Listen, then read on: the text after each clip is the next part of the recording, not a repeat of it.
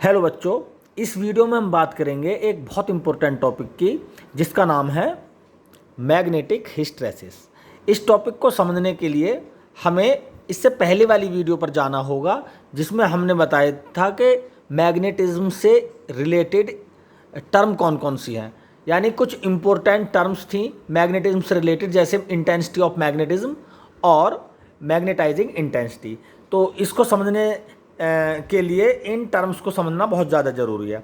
इसमें हमने एक टर्म बताई थी I means intensity of magnetism. इसको हम magnetic moment at per unit volume से डिफाइन करते हैं, यानी किसी मैग्नेटिक सब्सटेंस के पर यूनिट वॉल्यूम में कितना मैग्नेटिक मोमेंट है उसको हम बोलते हैं intensity of magnetism I. H क्या है? यह है मैग्नेटाइजिंग फोर्स या मैग्नेटाइजिंग इंटेंसिटी, यानी किसी अप्लाइड मैग्नेटिक फील्ड की प्रॉपर्टी जो किसी मैग्नेटिक सब्सटेंस को मैग्नेटाइज करती है। ठीक है, और हमने बताया था इसमें कि जो इंटेंसिटी ऑफ मैग्नेटिज्म आई है वो डायरेक्टली प्रोपोर्शनल टू एच है। तो मैग्नेटिक हिस्टैरिसीस को समझने के लिए इसी को हमें बेस बनाना होगा, इस रिलेशन को। तो हम इसको ग्राफ के जरिए समझेंगे।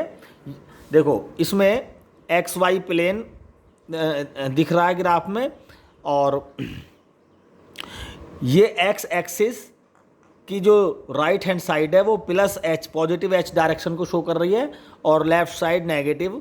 इसी तरह से वाई एक्सिस जो अपर पार्ट है वो पॉजिटिव इंडक्शन को, इंटेंसिटी ऑफ मैग्नेटिज्म को, और lower part negative intensity of magnetism को शो कर रहा है। तो हमें पता है कि जैसे जैसे एच की वैल्यू बढ़ेगी वैसे वैसे इंटेंसिटी आई की वैल्यू, इंटेंसिटी ऑफ मैग्नेटिज्म भी बढ़ता है, जो कि रिलेशन बताती है। तो अगर हम एच को बढ़ाएंगे तो आई बढ़ेगा, तो हमें मिलेगा एक ग्राफ, स्ट्रेट लाइन मिलेगी, जिसको हम ड्रॉ कर रहे हैं इस तरह से। हमने मान लिया ये हमें स्ट्रेट लाइन मिली। एच के बढ़ने से आई बढ़ता है, लेकिन इसके बढ़ने की भी एक लिमिट होती है। लगातार एच के बढ़ने पर आई बढ़ना बंद हो जाता है। जिस मैग्नेटिक फील्ड पर मैग्नेटाइजिंग इंटेंसिटी एच वैल्यू पर ये आई बढ़ना बंद हो जाए तो ये ग्राफ ऊपर ना जाके इस तरह से हो जाता है। ठीक है, इस पॉइंट को बोलते हैं हम मैग्नेटिक सैचुरेशन। तो ए पॉइंट हो गया मैग्नेटिक सैचुरेशन, यानी इंटेंसिटी ऑफ मैग्नेटिज्म का बढ़ना बंद हो गया, ये सैचुरेट होगी इसकी वैल्यू, सैचुरेशन। ठीक है, तो अब एच को बढ़ाने से कुछ फ़ायदा नहीं होने वाला, क्योंकि आई का मान, जो आई की वैल्यू है, अब उसको बढ़ना नहीं है। तो अब हम देखते हैं एच की वैल्यू को थोड़ा सा डिक्रीज़ करें, क्योंकि इस डिक्रीज़ वाली टर्म से ही हमारा जो मैग्नेटिक हिस्टैरिसीस कॉन्सेप्ट है ये क्लियर होगा। जब हम इस एच को, देखो, जब हम एच को लगातार बढ़ा रहे थे तो आई की वैल्यू लगातार बढ़ रही थी। ठीक है, अब जैसे हम एच को डिक्रीज़ करेंगे तो आई की वैल्यू डिक्रीज़ होगी, लेकिन इस पाथ को फॉलो नहीं करेगी ये। एच की वैल्यू एच की वैल्यू के डिक्रीज़ होने के साथ साथ आई की वैल्यू डिक्रीज़ होगी, लेकिन ये ग्राफ कुछ ऐसा बनेगा फिर इस तरह से। ठीक है, पहली कंडीशन, ओ से हम ए की तरफ गए ऐसे, अब ए से हम यहाँ पे आ रहे हैं। ठीक है, रिटर्न में। तो एच की वैल्यू हम यहाँ देखें जरा, एच की वैल्यू तो जीरो हो गई, लेकिन आई की वैल्यू जीरो नहीं हुई। ठीक है, आई की वैल्यू जीरो नहीं हुई। तो स्टार्टिंग में जब एच जीरो था, ओ से लेकर ए की बात करें तो आई जीरो था, लेकिन आई की वैल्यू एक बार मैक्सिमम अपनी पोजीशन पर पहुंच गई, और उसके बाद जब हमने एच को नेगेटिव माइनस किया, डिक्रीज किया, तो आई की वैल्यू कम तो हुई, लेकिन उस हिसाब से कम नहीं हुई जिस हिसाब से एच हो रहा है। यानी जो रेट ऑफ डिक्रीजिंग एच है वो रेट ऑफ डिक्रीजिंग आई नहीं है। रेट ऑफ डिक्रीजिंग जो इंटेंसिटी ऑफ मैग्नेटिज्म का है वो कुछ कम है, यानी the value of decreasing of I is lagging with decreasing of H. ठीक है, यानी एच के रेट ऑफ डिक्रीजिंग के रेस्पेक्ट में आई का रेट ऑफ डिक्रीज कम है।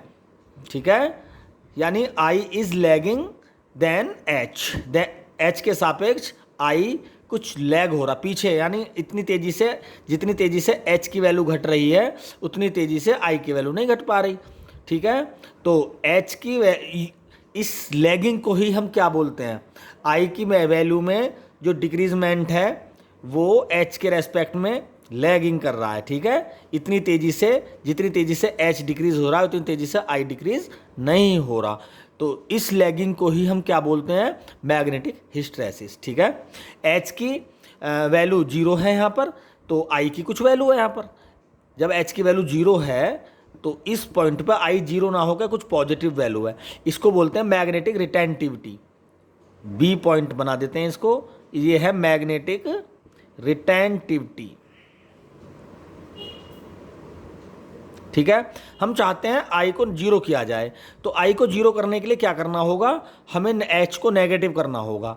यानी जैसे जैसे हम डिक्रीज कर रहे थे 0 पे आए, अब 0 से भी नेगेटिव वैल्यू पर अगर हम जाएं तो ये ग्राफ इसी तरह से चलता रहेगा। और इस पॉइंट पर ये क्या हो गया, आई की वैल्यू 0 हो गई। तो एच के जिस नेगेटिव वैल्यू पर इंटेंसिटी ऑफ मैग्नेटिज्म 0 हो जाती है उसको बोलते हैं मैग्नेटिक कोरेसिविटी। मैग्नेटिव कोरेसिविटी, सी पॉइंट दे देते हैं इसको, ठीक है। तो अगर हम इस एच की वैल्यू को और नेगेटिव ले जाएं तो ये ग्राफ इस तरह से जाएगा और आई की वैल्यू नेगेटिव डायरेक्शन में इंक्रीज होगी। लेकिन इसके इंक्रीज होने की भी एक लिमिट है, लगातार एच को माइनस करते करते करें तो ये लगातार नेगेटिव की डायरेक्शन में इंक्रीज ना होकर सैचुरेट हो जाएगी। तो ये एक मैग्नेटिक सैचुरेशन का दूसरा पॉइंट मिल गया हमें। अब अगर हम एच को और नेगेटिव ले जाएं तो आई ज़्यादा नेगेटिव नहीं होगी, यहाँ पर ये सैचुरेट हो गया आई की वैल्यू। तो अब ज़्यादा फायदा नहीं है एच को नेगेटिव करने में। एच को दोबारा कर पॉजिटिव करना शुरू करेंगे तो ये फिर दोबारा कर इस तरह से यहाँ पर पहुँच जाएगा। तो हमें इस तरह का एक लूप हमें मिला, इसमें ग्राफ मिला। तो यही मैग्नेटिक हिस्टैरिसीस से रिलेटेड ग्राफ भी है। ओवरऑल मैग्नेटिक हिस्टैरिसीस क्या है, जब हम एच की वैल्यू को डिक्रीज़ करते हैं तो आई की वैल्यू डिक्रीज़ तो होती है, लेकिन उसका रेट ऑफ डिक्रीजिंग इतना अच्छा नहीं, इतना तेज़ी से नहीं होता जितना तेज़ी से हम एच को डिक्रीज़ कर रहे हैं। तो rate of decreasing of I become less than the rate of decreasing of H, ठीक है। This lagging of I then H is called magnetic hysteresis. Thank you.